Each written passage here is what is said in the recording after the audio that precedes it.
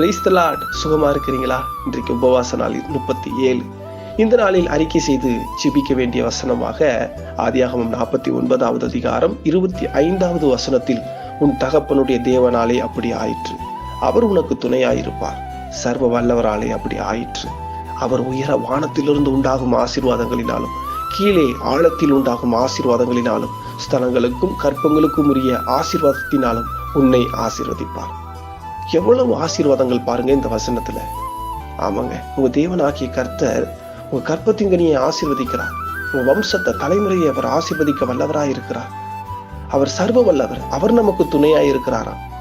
ஏசப்பா நமக்கு துணையாய் இருக்கிறாங்கிறத விட நமக்கு வேற பெரிய என்னங்க சந்தோஷம் இந்த உலகத்துல. அவர் நமக்கு துணையாய் இருக்கிறார்.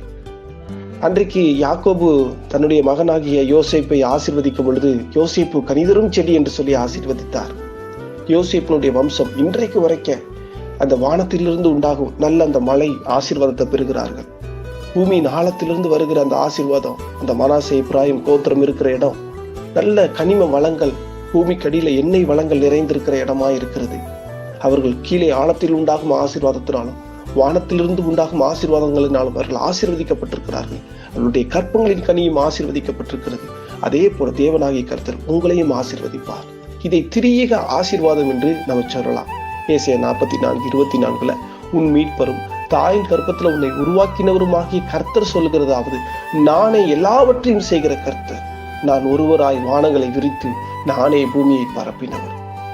வானங்களை விரித்த கர்த்தர், பூமியை பரப்பின கர்த்தர் உங்க கற்பத்தின் கனியை உண்டாக்கி உங்களை ஆசீர்வதிக்க வல்லவராயிருக்கிறார். உங்க வம்சத்தை, உங்க தலைமுறையை, உங்க பிள்ளைகளை அவர் ஆசீர்வதிக்க அவர் வல்லவராயிருக்கிறார். இந்த விசுவாசத்தோடு இன்னைக்கு நீங்க ஜெபிப்பீங்களா? எங்களை நேசித்து வழி நடத்துகிற அன்பு தகப்பனே, இந்த திரியேக ஆசீர்வாதம், வானத்துக்குரிய ஆசீர்வாதம், பூமியின் ஆழத்துக்குரிய ஆசீர்வாதம், இந்த கற்பத்தின் கனிக்குரிய ஆசீர்வாதம் இன்னைக்கு ஒவ்வொருவருக்கும் கொடுத்து ஆசீர்வதிங்க. ஒவ்வொரு குடும்பத்தின் வம்சங்களை, பிள்ளைகளை, தலைமுறையை நீங்க ஆசீர்வதிங்க, மகிமைப்படுத்துங்க. நீங்க எல்லாவற்றையும் செய்கிற கர்த்தர் என்பதை எங்க வாழ்க்கையில நாங்க இன்றைக்கு கண்டுகொள்ளணும். இயேசுவின் நாமத்திலே நாங்கள் ஆசீர்வதித்து ஜெபிக்கிறோம் நல்ல பிதாவே. ஆமேன், ஆமேன்.